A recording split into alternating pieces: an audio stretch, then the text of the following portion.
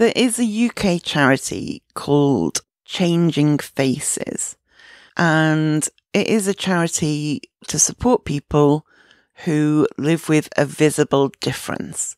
And so that might be something like a very visible birthmark. It might be scarring, any kind of visible difference like that. And this charity has an Instagram account, and that Instagram account features people who have a visible difference, who have been supported by the charity, and it tells their story a bit. And often some of these people are born with a visible difference, some develop it through life, maybe through surgery or an accident, and it features their story. And very often that story involves starting in a really difficult place. Maybe they were born with a visible difference and things, and even from a very early age, people reacted very badly to them in public, even when they were a baby or a toddler.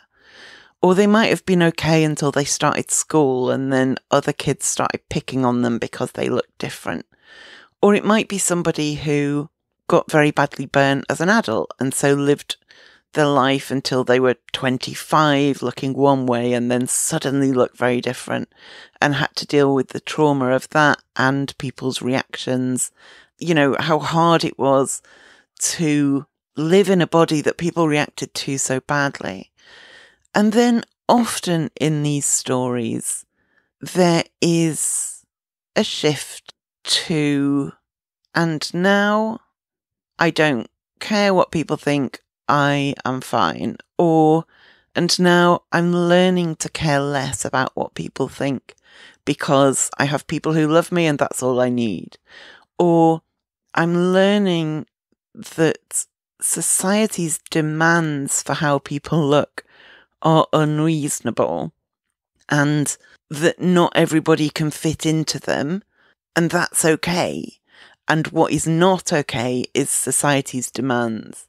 And it's a really moving account. A lot of these people have got to the place of self-acceptance that they're at, or that they're learning through support from Changing Faces.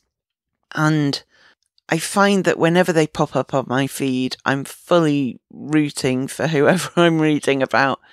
And that message of society either expects or demands this thing, I do not meet those demands. And I used to see that as a failing on my part. And now I see that I'm fine and it's society's failing, is a powerful one.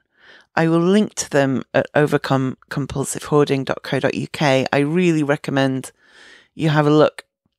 But this whole thing of shaking off what other people expect of you being a way to start valuing yourself more is a message we could all benefit from learning in whatever way that affects us.